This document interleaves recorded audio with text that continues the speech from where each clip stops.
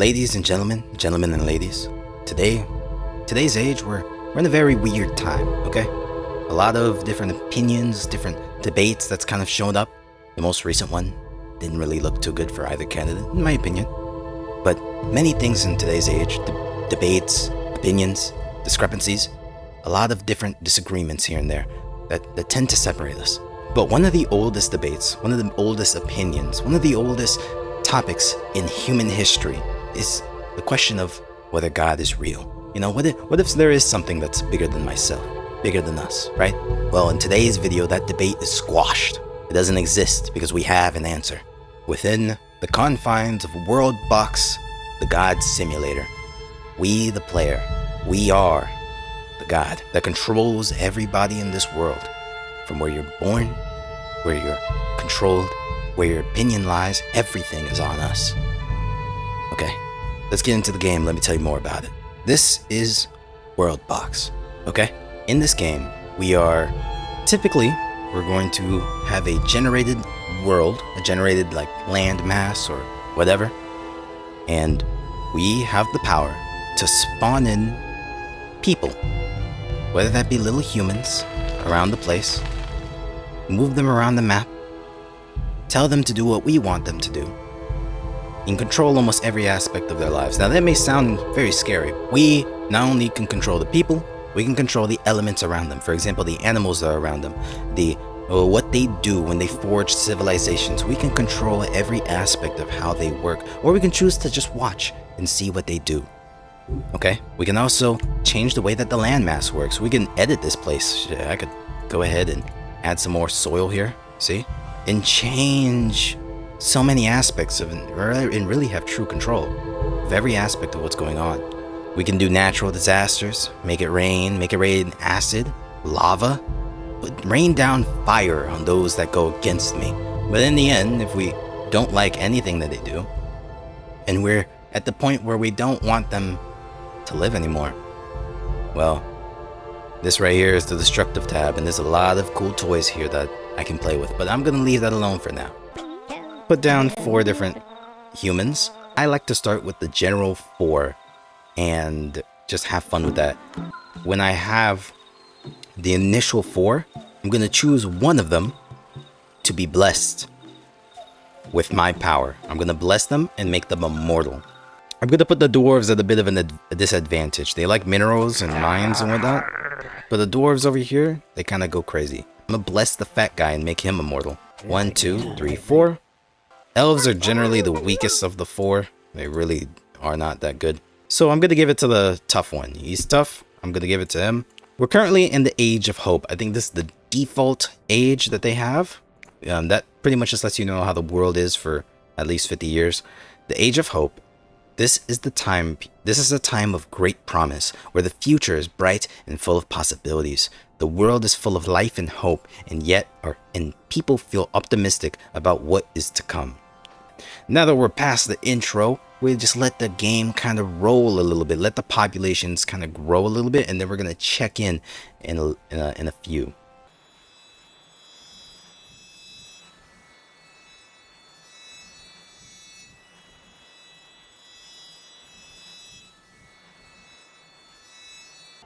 Ooh, I paused it right at a good moment. So see right now, the humans and the dwarves, they seem to be trying to plan an alliance. This can be very advantage or have a lot of disadvantages. Because, for example, if there was another society that was much stronger than the both of them, yeah, it would be nice if they went ahead and had an alliance so that that other society doesn't destroy them all entirely. But sometimes if that big society is kind of neutral to them, but one of these countries or societies don't like them, they might just start war and then have everybody need to be involved in this war, and it pretty much can cause everybody to be wiped out in an instant. So that's kind of World War II for you, or 1, more like World War I for you. Yeah.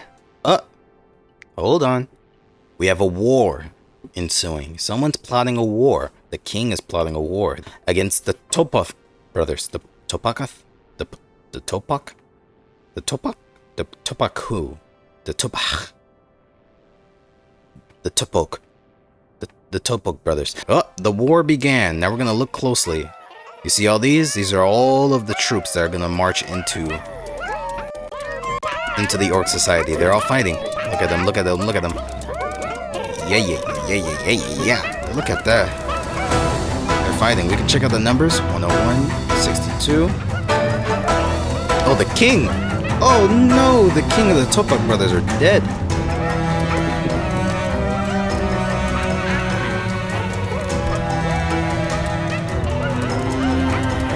Also going to attack as well. So these guys are fighting a 3-front war.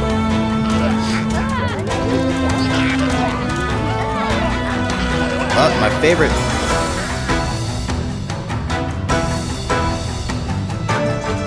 Come on. This is not good. The king was slain. 12 humans. 9. 3. 2. They're all dead. Now that is what you call...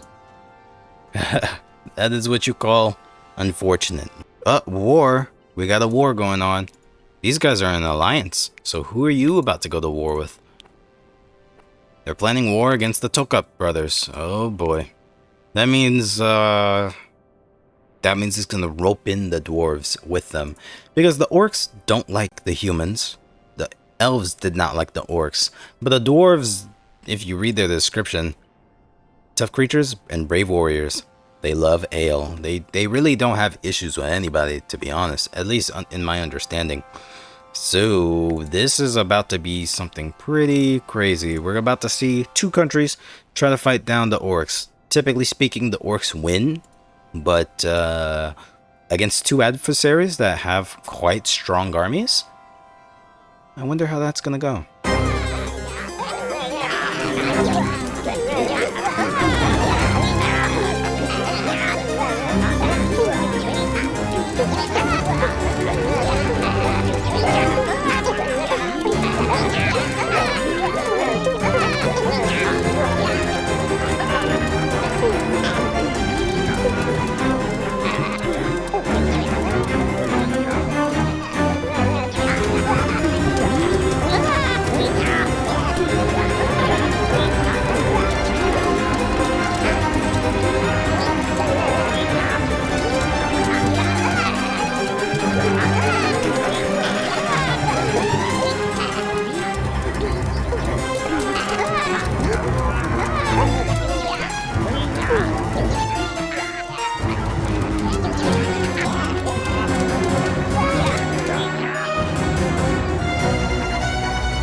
Toga brothers are down to the last 10. I wonder what's going to happen to them.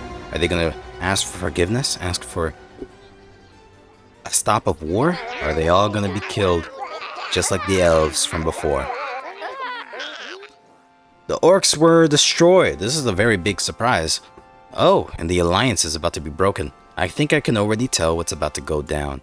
What's about to go down is they're going to break the alliance, and then soon enough, the humans and the dwarves are eventually going to go to war. I don't know what for, but it's probably going to happen, especially since they're asking for a break in the alliance. Maybe the only reason why the alliance was there was they were scared of the orcs. Now that they're gone, there's no need.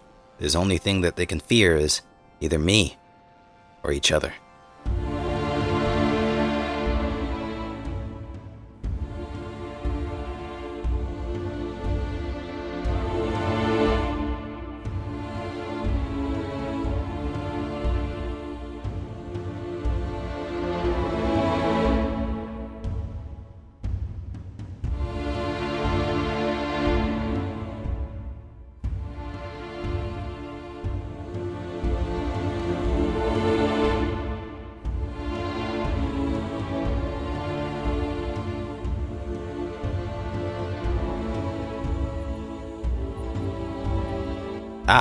And here's another thing that happened.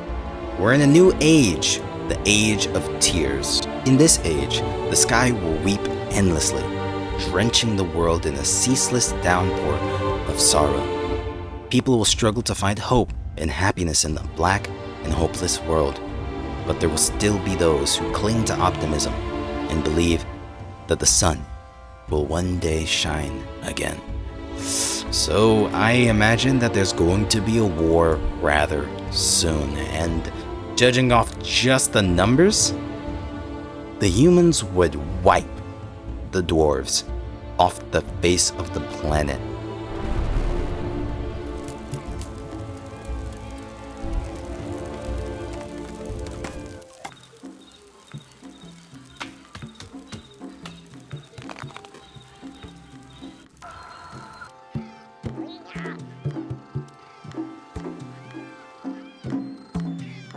Now, I don't know about you, but I'm kind of getting bored of this whole peacetime kind of thing. I'm kind of getting bored of it, if I'm being real with you.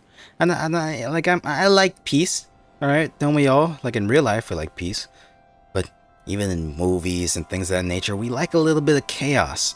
So what I'm gonna do is the secret. One of the aspects that really brought me into this game.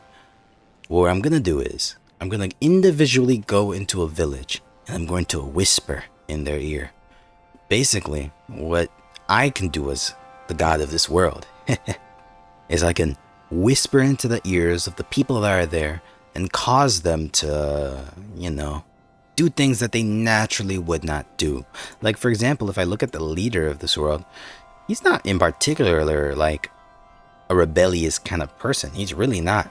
But what I'm gonna do is, and on top of that, they share a culture with the kingdom, if I'm not mistaken. If I look at the village, they all have the same culture, and he's a part of a specific clan. Now, everybody here has pretty much the same culture, but we can switch things up a little bit more. We're going to whisper into the ears of these guys over here, of the village of Gakio, and we're going to cause them to do rebellion against the actual nation and attempt to become their own kingdom. Here we go. I'm going to whisper. Pretty much this zone here is the zone of people I'm going to whisper to. I'm going to whisper to the leader of this village. There you go. Now, just like in the history, for example, American history, when there was an insurrection, right? I'm talking about the one, not the recent one, okay? I'm talking about the one way back when slavery was a thing. When there's an insurrection within a country, typically the overall country will attempt to bring them back in and say, nah, I don't know about that one. This causes a war almost every single time. And these guys have 95 people, and they're going to attempt to do an insurrection against the government of this kingdom here. They're called the Shi Imperium. Let's see how this goes. A war has started. We could see the territories are attempting to take this one right here. And just like that, two things happened simultaneously. One, they got another shipment of adamantine through a meteor. And, well, the village, the inspiration that gave them to rebel was quelled rather quickly. But because I really want something to happen here, I'm going to give two villages here some inspiration. So these guys were hurt pretty bad. They probably don't want to go back to war again. These guys have a good number on them. I'm going to inspire them to go ahead and rebel against the kingdom.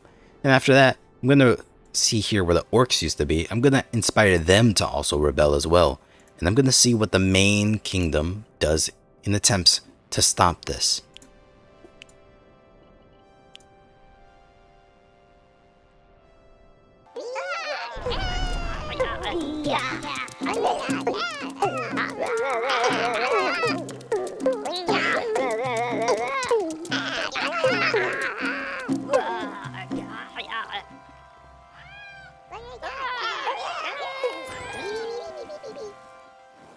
And just like that, the rebellion was squashed again.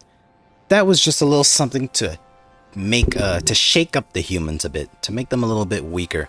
They lost about 50 people in those rebellions, and that kind of slows them down just a tad bit, because they are going pretty fast, pretty strong, very fast. It gives the dwarves also an advantage too, because if the humans, just like in real life, have many different opinions and many different ways of going about things, it makes them have a little bit of advantage, because they have a little bit more time to work on themselves.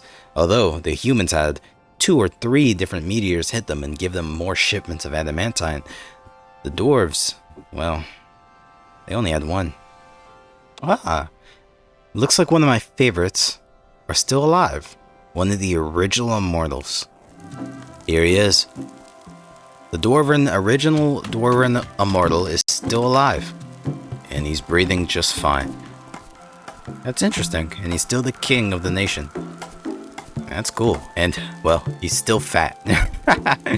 After all this time, that's the one thing that never really left. Him being extremely fat.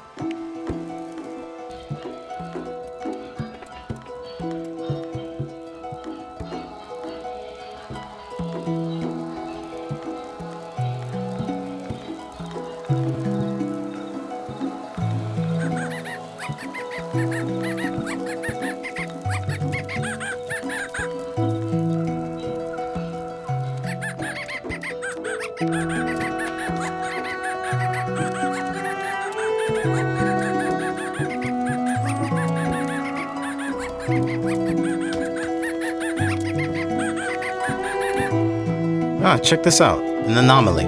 Sometimes random things can spawn. For example, these guys, the gingerbread men. These guys are very strong, and on occasion, they typically are extremely evil. They're one of the anomalies that can spawn throughout this world. So, I remember early on when I first started this game, I had a very powerful elven society of over 500 elves get slaughtered by just one specific, well, gingerbread man. It looks like the monkey here really doesn't like him, and he's been throwing things at him for a little while. This guy. Can't really reach him from there now, can you? Now, it's been a few years since I showed you, well, at least in the game, since I showed you the anomaly. At least, you've been introduced to the idea of anomalies so far. There's natural disasters, and then there's some occasions where those crazy guys can be spawned. But because things are going very swimmingly, and again, although I'm quite merciful sometimes, I do want to see what would happen if I place one of my own anomalies inside the heart, the capital here of the human side. There's a chance that somebody here, if the humans are able to kill him, they're going to probably take the staff. So we're gonna watch him go crazy. Let's start.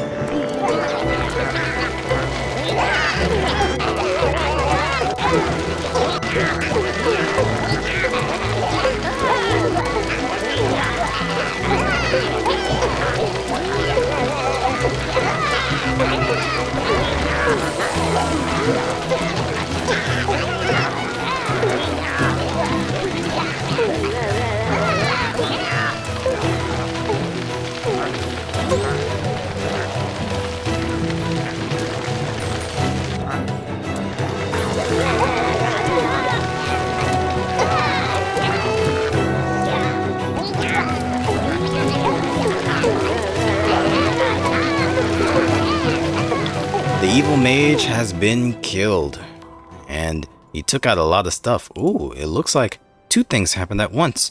While the elves were going wild, it looks like there was a rebellion on the island over here, the EU Imperium. Oh, they came back. Sweet, that's pretty cool. They came back. Second wind, so to speak. Now, it's harder for... like, this rebellion is probably going to last a while, just for the simple fact that islands are kind of hard for kingdoms to go to, so they're gonna probably last a few years before they go down. Like I said before, it's hard for them to go ahead and enter the island. They have to really build up an army to attack this island. As a matter of fact, because I'm so interested, I might give the king a little perk here. Ooh, he's an honest guy. I'm gonna bless him. Give him immortality. And I'm gonna give him about a bloodlust. What about a little bit of I want to make him a giant. That'll be fun.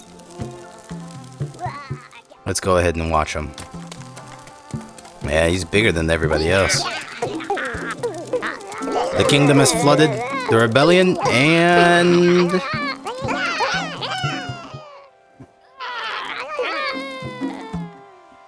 the rebellion has been squashed. Quite quickly, too. Jeez. This kingdom here is probably not gonna fall anytime soon. Well, so it's now about 100 years in, and we're back into the Age of Hope. I want to check in and see on how the nations are liking each other. Let's see the dwarves' opinion on the humans. Oh, they really like the humans. It looks like their their differences have been set aside a good amount, so that's pretty good. Let's check out how the humans view the dwarves. Ooh, they don't like them the same. It's much lower, but still better than it was before. Okay, let's see how this goes. Oh, damn.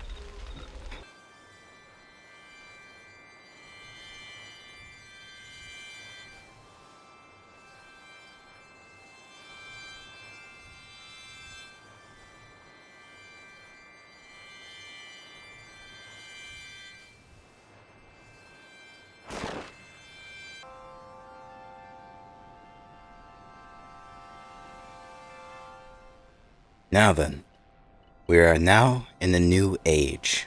We're in the age of Moon. Doesn't this remind you a bit of Elden Ring with the Age of Moon ending? Or Age of Stars ending? I don't even know. We had a few Moon Childs. You know, Moon Childs, let's look at the perk real quick. Moon Childs, apparently they do a lot better during the Moon era. There it is. Blessed by the Moon gets this bonus only in the Age of Moon, which is pretty interesting. So I think what I'm going to do is I'm going to give the dwarves, the king, I'm going to give him the Age of Moon just to see if that helps with their civilization a little bit. But basically, I think this is going to be a good wrap up the last age that we're going to have for the kingdom, because I'm about to do something a little bit crazy. The Age of Moon. During this age, the world will be bathed in a radiant glow, as the bright and luminous moon casts its spell over all who live in it. The night will come alive with the music of the spheres, and the magic of the moon will be everywhere, filling the air with a sense of enchantment and wonder. In this age, people will gaze up at the sky with a sense of awe and reverence, knowing that they're part of something much greater than themselves. And even in the darkest of nights, the moon will shine like a beacon of hope, guiding them through the mysteries of the cosmos. What a beautiful quote. The Age of Moon is quite the interesting one, but I just want you all to realize that, well, although the Age of Moon is a very beautiful one, I think it'll be the end for one of these two races. Because I want things to wrap up. I want something to happen. All this peace is beautiful, but it's about time that I exercise another power of mine. Just like how I could make the village's leaders whisper in their ears and cause them to rebel against their kingdom, I can whisper in the ear of the king and cause him to go ahead and go to war with a whisper of war. Whisper into someone's ear to start a war with them.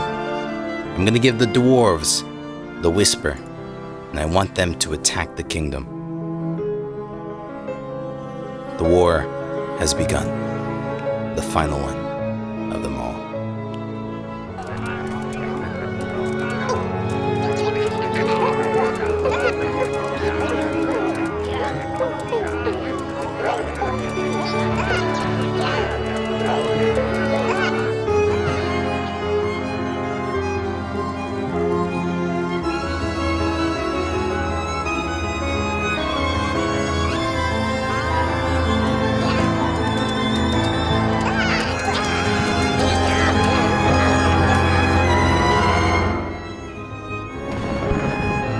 And just like that, the dwarves are wiped off the face of the earth. No longer exist. I led them to their death. They had no chance against the humans. It was a damn shame.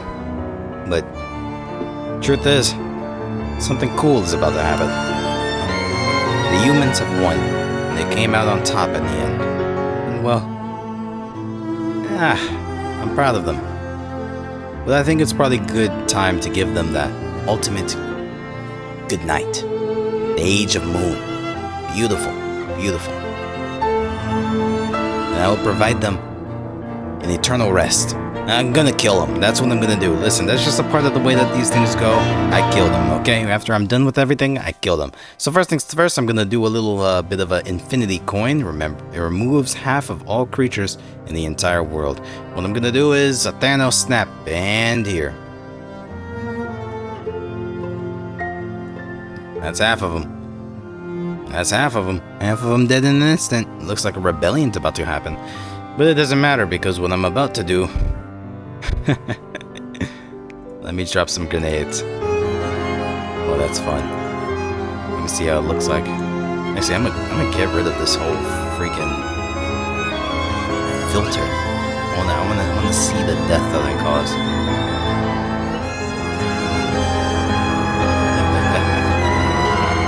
Oh my goodness, this is freaking evil. Grenades. And they're having a civil war while I'm doing this. Now I've done the grenades, I want to do something a little bit bigger. It drops the bug. A meteor happened at the same time.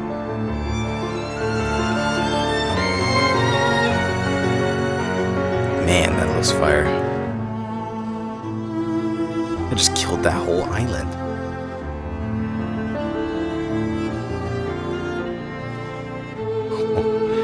Can I do like an X? There you go.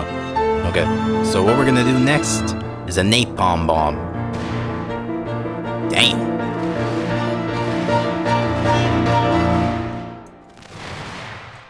Look at the destruction that causes. Oh my goodness, the fire. The most powerful bomb is the Tsar bomb, made by the Russians. I don't know what they're doing in this game, but let's see what it does.